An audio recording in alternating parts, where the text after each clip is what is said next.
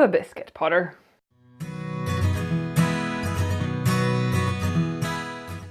Hi everyone and welcome back. If you're new here, my name is Matilda and I make videos about books, reading, writing and other things that tickle my fancy. Today I'm here to talk about how the o.w.l.s magical readathon went for me now in April 2019. Now if you've seen my TBR video for the readathon, I had quite ambitious plans and I kind of knew that I probably wouldn't make it, that I wouldn't read all 12 books that I picked out. And that is what happened. I made a vlog about this, I'll leave a link down below if you want to see it. It has a lot of me being anxious and having issues with my TBR and with myself and with my time management. But if you want to see that, it will be linked down below. However, today I want to wrap up how I did, how many books I read, what I thought of them, and what I learned from this readathon. So in the video where I talked about my plans for the readathon, I talked about how I wanted to become a Hogwarts professor, and that meant reading 7 books. I had to read Defense Against Dark Arts, and I had to read the subject that I want to teach, in my case, Charms, and 5 other books to complete the challenge and become a professor. That was my goal the entire time, but my goal also turned into wanting to read all 12 books, and when it turned out that that wasn't achievable, I wanted to at least read 9 books, which would give me the highest grade and also make me professor because I would have read the 7 requirements. Now, as you know, if you've seen the vlog video, I actually ended up changing my TBR a couple times, but in the end I read 9 books and these are those. First up, I read Dear Evan Hansen by o.w.l.s, and I read that for herbology. I read Cinder by Marissa Meyer for ancient runes. I read Holes by Louis Sachar, still haven't learned how to pronounce that name, for Care Magical Creatures. I read Replica by Lauren Oliver for Defense Against the Dark Arts. I read Scythe by Neil Schusterman for Transfiguration. And then I read 4 Serenity comics. Those were for Arithmancy, Charms, Divination, and History of Magic.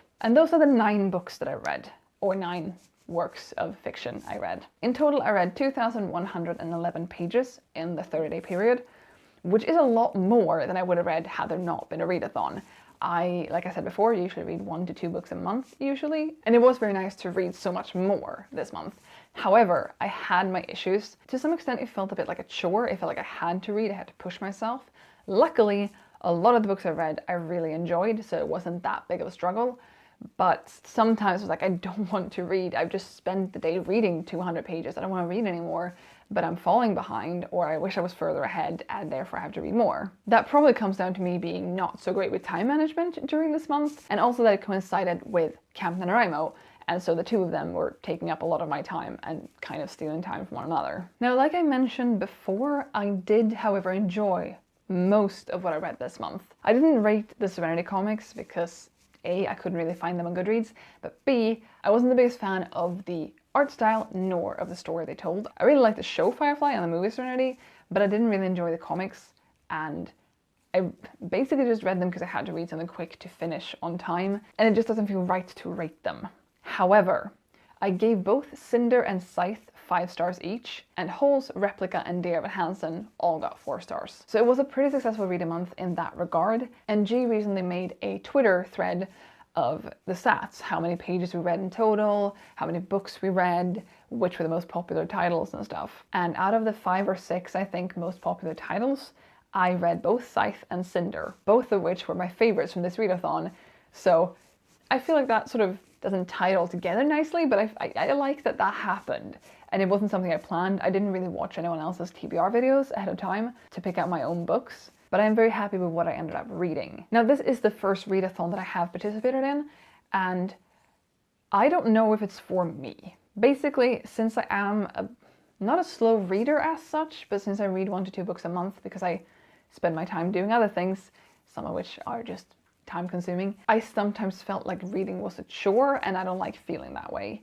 However, I also ended up reading a lot more than I would have, and that was a huge benefit. Thankfully enough, I also enjoyed a lot of what I read. Had I managed my time better, I probably would have been able to read all 12 books, which would have been amazing. So I'm not turning down the idea of readathons altogether. However, I am also a mood reader, so making a TBR can be a bit iffy. That alone can make it feel like a chore because, well, I said I was going to read this book, but I don't really feel like it right now. But I still have to push myself to do it. So maybe an approach I could do when I want to participate in a future readathon is try to find a book that fits the prompt then and there when it's time to read a new book. At the same time as it was nice to have a sort of goal, like, well, after I'm done with this book, I'll read this one and this one and this one.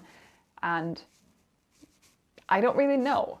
I think this is something I'm going to have to think about for a while and figure out which is the best way for me to do this. But I definitely think I will participate in future readathons. I don't have a plan to make any TBRs for the month of May or for the month of July if there isn't a readathon, because I think I want to keep that to mood reading and see if maybe I can pick a TBR for a readathon when I choose to participate in one. There are always readathons going on, it feels like. I am not participating in one currently that I know of. I have seen a couple interesting ones for May, but I don't think I'm participating in any of them. I'm just going to read for fun. Overall though, I am extremely happy with the readathon. I'm happy with how it went, even though I wish I would have read another 3 books. And I wish I would have stuck better to my TBR instead of panic reading some comics just to make up for lost time. But I am super happy with having participated. I'm happy with how I did, and I'm extremely grateful to G and all the work she put into this, because if you've been following her on Twitter throughout this month, it's been crazy. She has put so much work into it. She's had classes, she's had polls, she's had all these things, and I feel like she's been very interactive with the participants, and that has been amazing. But that concludes this readathon and how I did and some of my thoughts on it.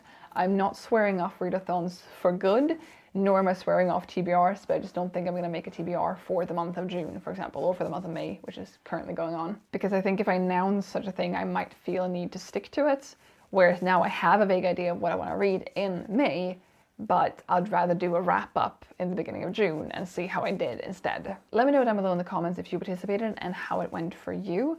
I can now proudly say that I'm a charms professor at Hogwarts, or at least that I'm qualified to be one. I think Flitwick is still doing that job, but I'm qualified to fill in if he ever takes vacation. And I aced my o.w.l.s. I took 9 exams, I completed 9 exams, and that gives me the highest possible grade. So that feels pretty good. Now I have a couple other reading related videos coming up, so stay tuned for those. This should be a wrap up of what I read in May in early June, if nothing else. And yeah, thank you so much for watching. I will see you in another video. Bye!